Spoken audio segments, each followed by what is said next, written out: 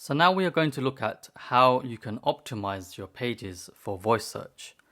Now, one thing to remember is that you have to know the data first before you start optimizing your pages for voice search. So in the previous lectures, we identified that the common words that are used when users are searching via voice are what, where, how, and when. So question types of phrases, question types of searches. So the first thing that you need to do before you start thinking about optimizing your pages for voice search is to understand whether your pages are being accessed via these terms, i.e. you need to look at the data.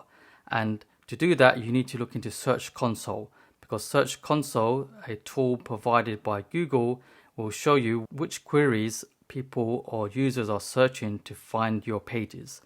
And in later lectures, we will look at how to use Search Console. But leave that for the backlog for now.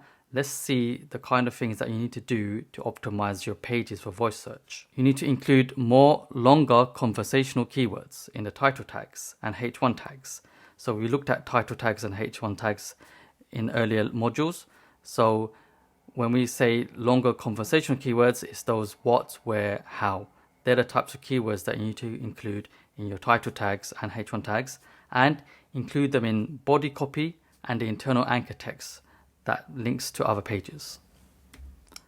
Use review type structured markup data. Okay, so schema markup is a type of code that is put onto the web pages. Schema markup was produced in combination by major search engines, and this is something that we will look at in a different course. Create FAQs sections and pages. And when you do that, if you're creating FAQ sections on your pages, you should use structured data. And this is something that we're going to take a look at. This is a website for the Trainline. Trainline are a company that provides tickets in various different countries for trains and buses or coaches. So in the UK, they provide tickets and rail cards for customers who want to travel by train. They're not the official seller, but they are a third-party retailer, and they've got a pretty nice website. So let's look at how they do their optimization for voice search. Just going to scroll down the page. So they've got a pretty distinct section called Journey Details, and we can see how they've optimized this section of the page to cater for questions that people are asking. So as you can see, we've got how long does the train from Manchester to London take? What's the fastest journey time between Manchester and London?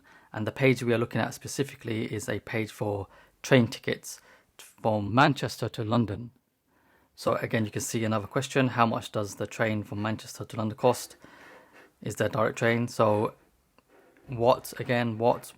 So there you go. You can see that this is a great example of how you can optimize a section of your page to cater for voice searches and searches that are based on question types, such as how and what. By opening up the developer tools in Google Chrome, we can see that how Trainline has implemented the schema markup for that section we just showed. So if I just narrow that down. So yep, we just looked at the journey details, and we looked at how they have created content to answer question types of queries.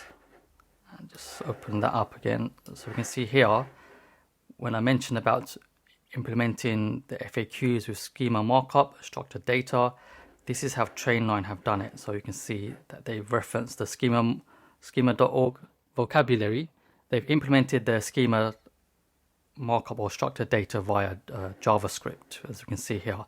That's something that I will go through in a different course, not on this course, a more technical course. So let's not go into those details right now, but we can see here how they've implemented the structured data, and we can see, look, that type question, name, how long does a train from Manchester to London take?